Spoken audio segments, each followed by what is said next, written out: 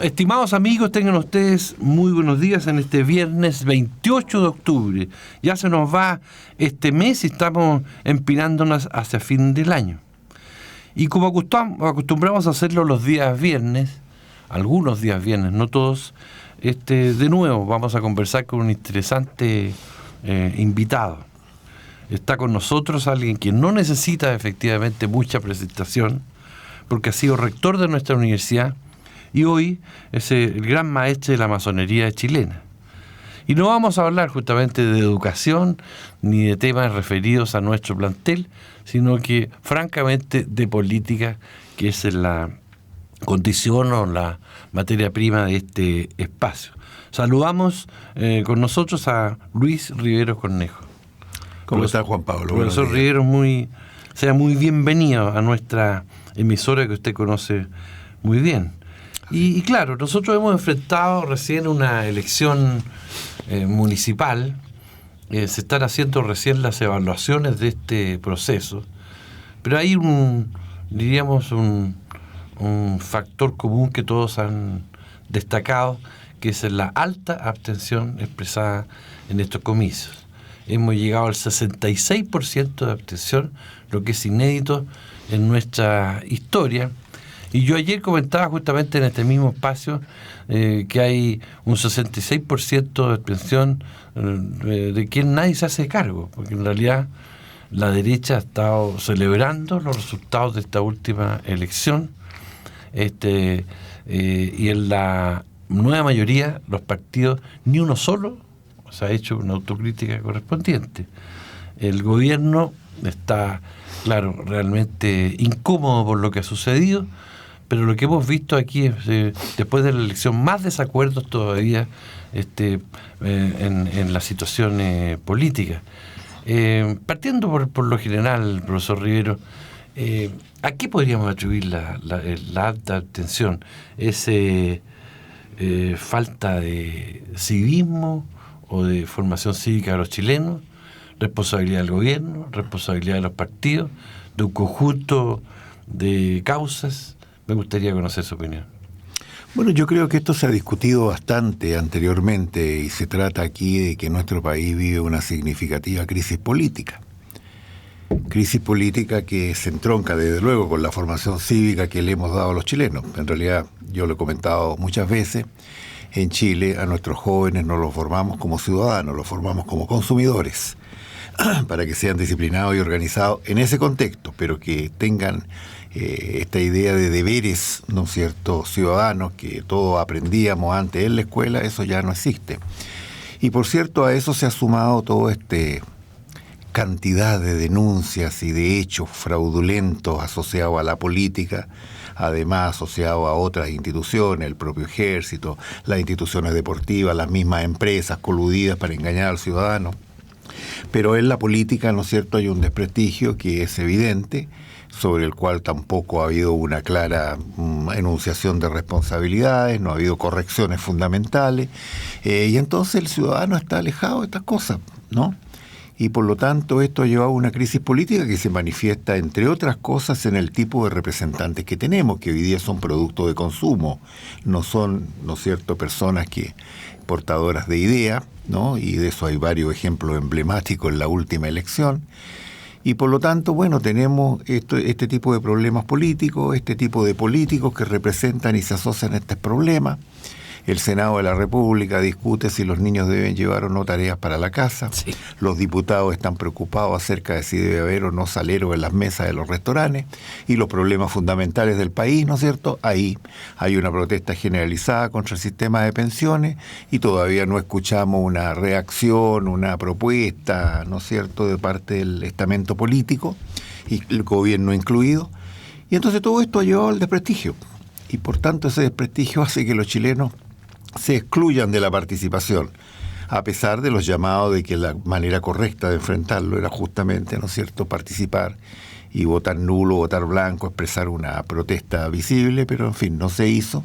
Y claro, ahora en esta elección hubo 860.000 chilenos menos que no fueron a votar respecto al año 2012 y llevó a esta tasa de abstención, digamos, que Muchos culpan al voto voluntario. Yo creo que el voto voluntario, digamos, es un problema, naturalmente, pero creo que aquí hay un síntoma de un problema mucho mayor. La enfermedad es lo malo. La enfermedad, ¿no es cierto?, es que la política hoy día realmente no atrae y no postula cosas que la gente necesite o crea que deba pronunciarse. Sí, pero, a ver, Chile, se habló por largo tiempo que Chile estaba en la apatía, que teníamos un país apático frente a los procesos políticos.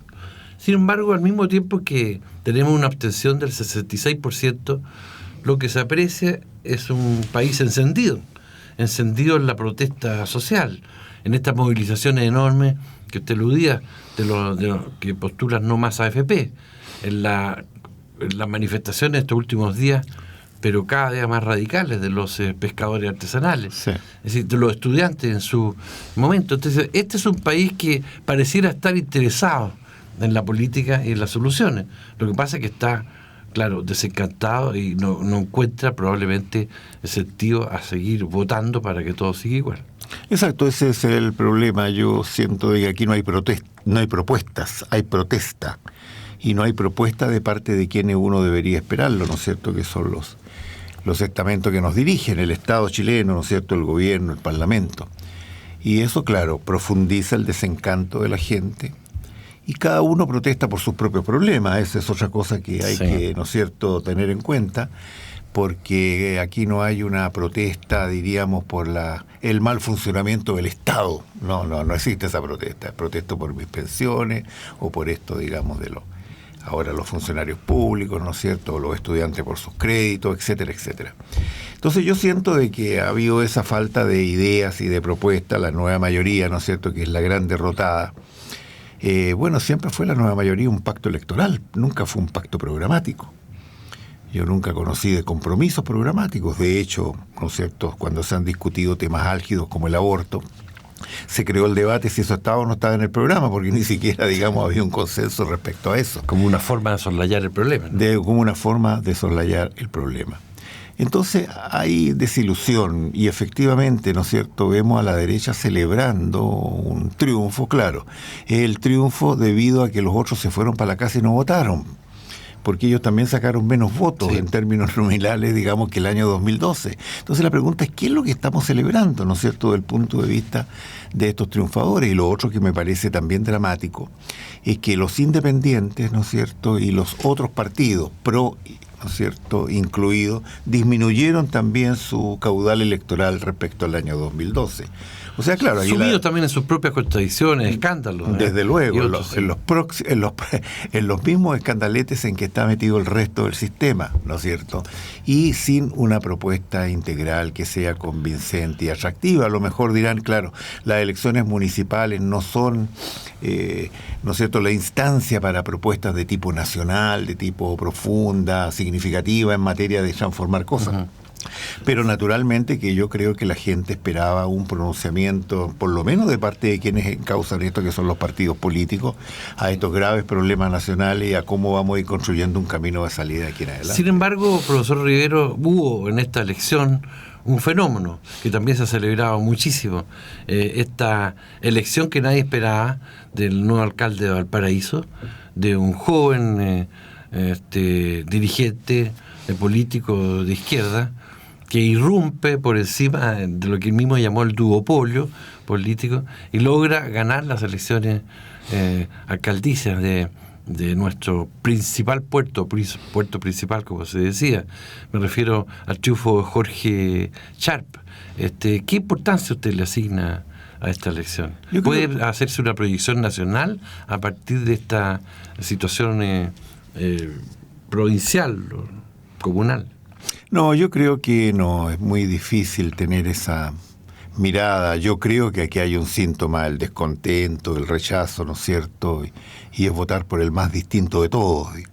Y por otro lado, porque había un candidato tan peculiar por el lado de la nueva mayoría, digamos, que muchos dijeron que no iban a votar por él, precisamente, ¿no es cierto?, porque estimaban que no era el representante adecuado, a pesar de que fue decidido en unas primarias con escasísima participación, por supuesto. Y que fue proclamado por el presidente del Senado. Así es, exactamente, ¿no? Que es senador por la zona, por lo demás, digamos, ¿no?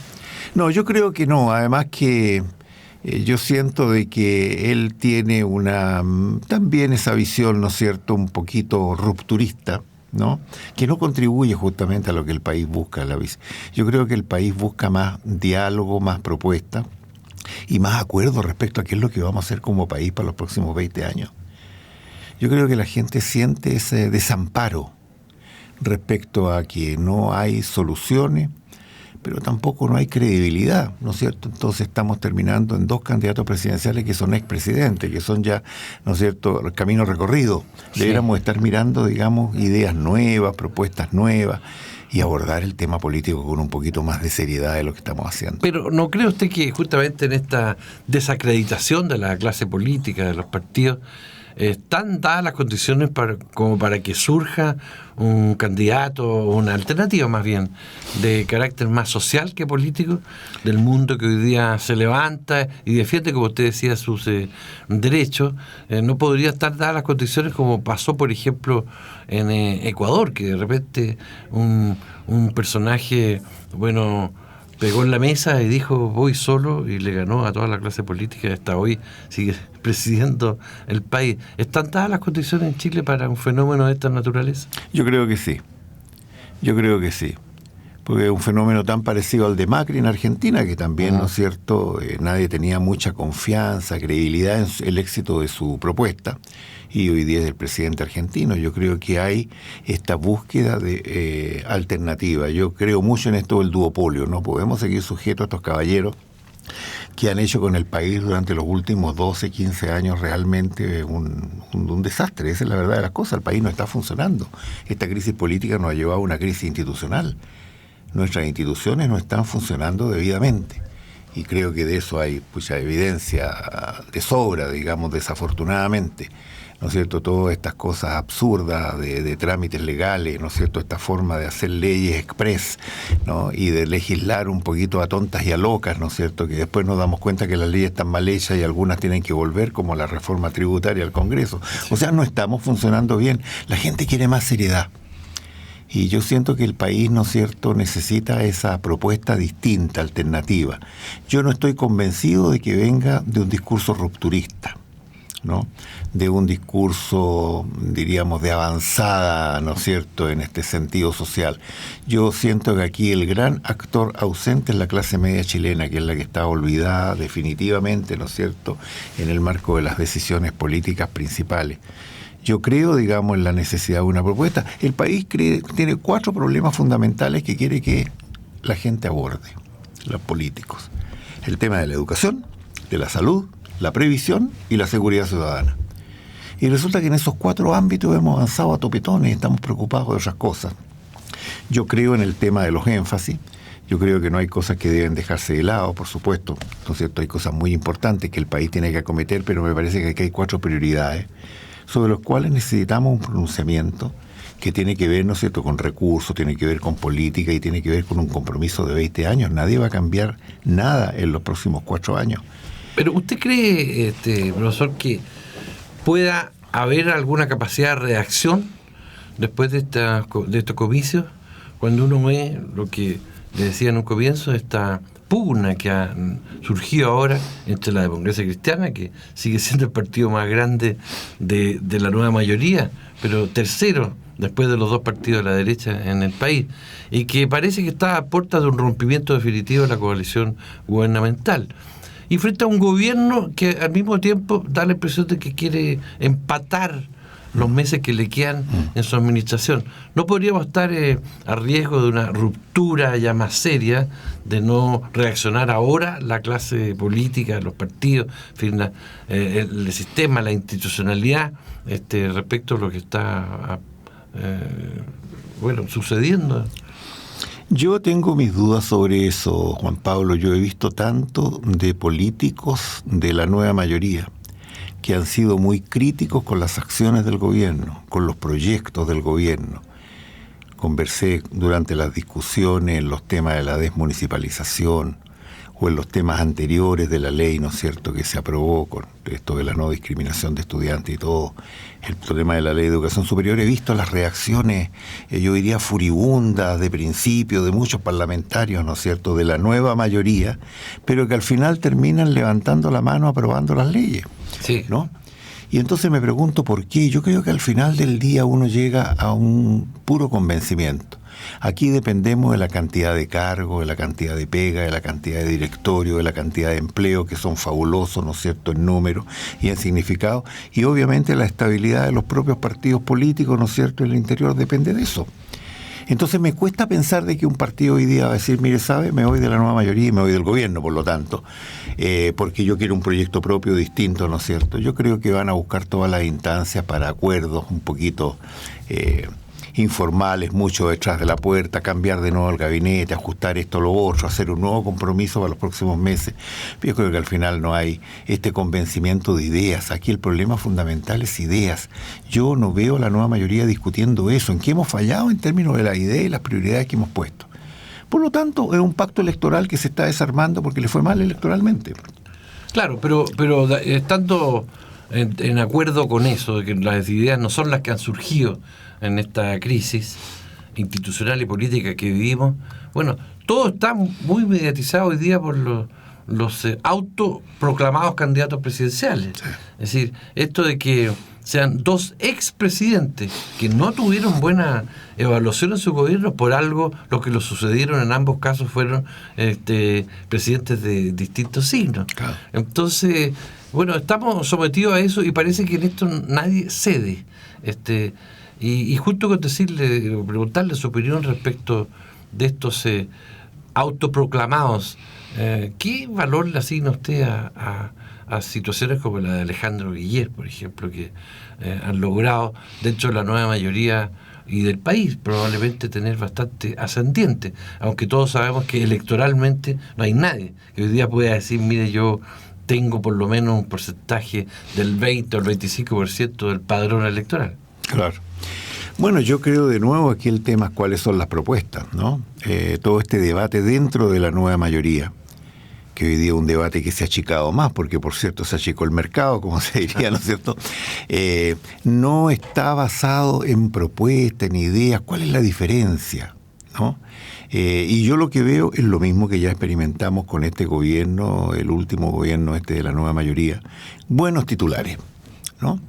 Entonces queremos una mejor educación, ¿no es cierto?, equitativa, de calidad, pública y laica. Fantástico. ¿Y cómo lo vamos a hacer? Eso lo vemos después, ¿no? O que tenemos que tener una salud pública digna, ¿no es cierto?, del Chile de los 20 y tantos mil dólares per cápita. ¿Y cómo hacemos eso? No sé, pues ahí vamos a ver. ¿Ah?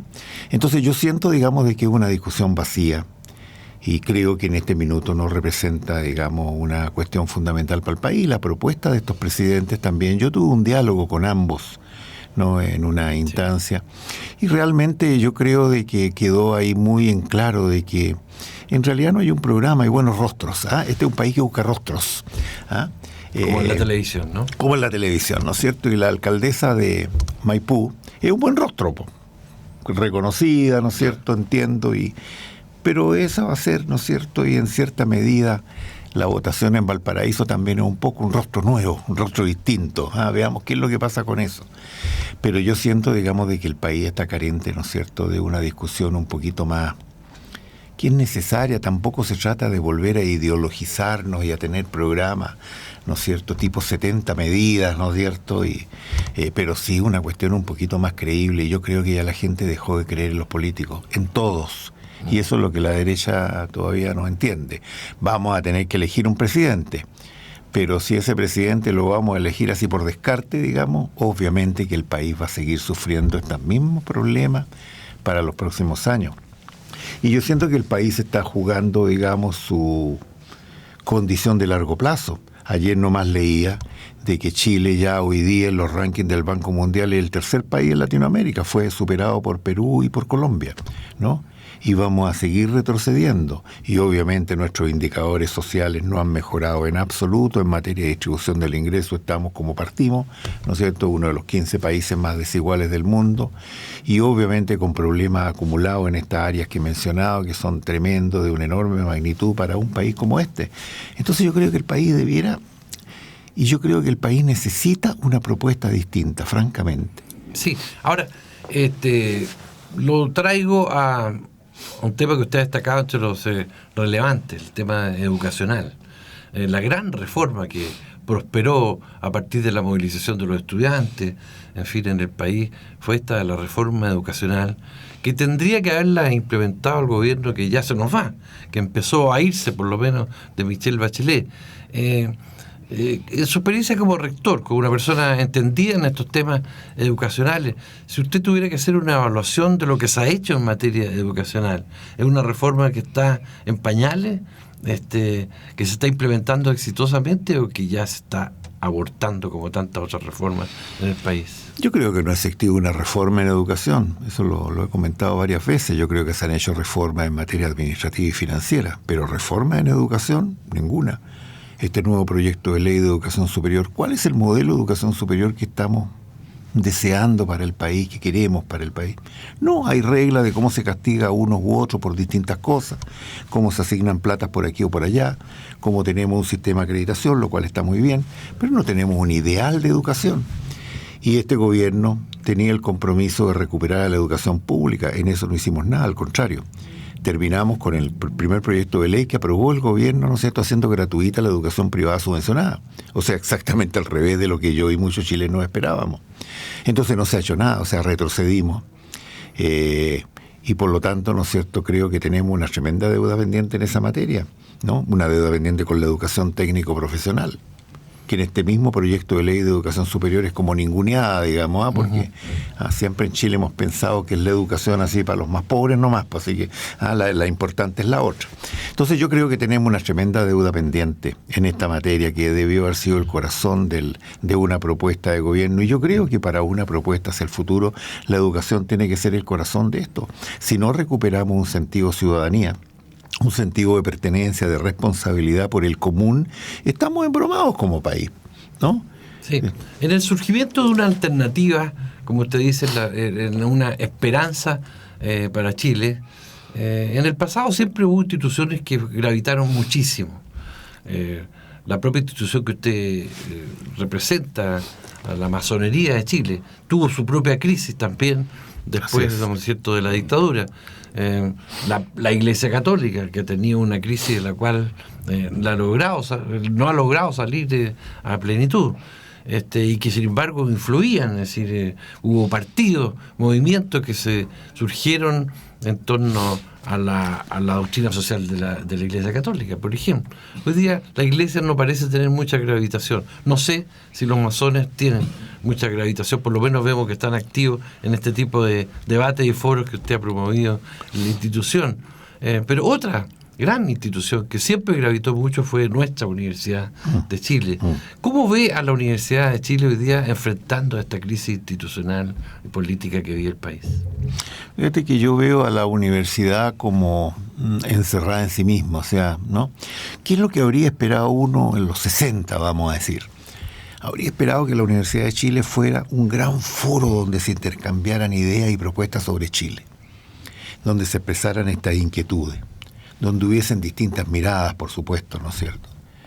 En cambio, vemos a la universidad que no está más que preocupada de sus propios problemas, cada facultad en lo suyo. Por cierto, está preocupada del tema, ¿no es cierto?, de la ley, esta educación superior, pero del país. ¿Qué dice nuestra Facultad de Medicina respecto a las grandes falencias de la salud pública y el proyecto que necesitamos para recuperarlo?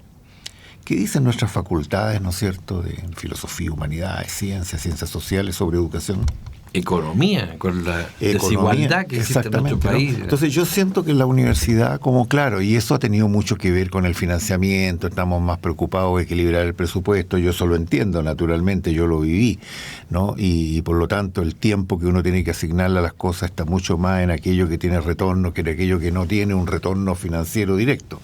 Pero yo creo que se echa de menos eso, ¿no?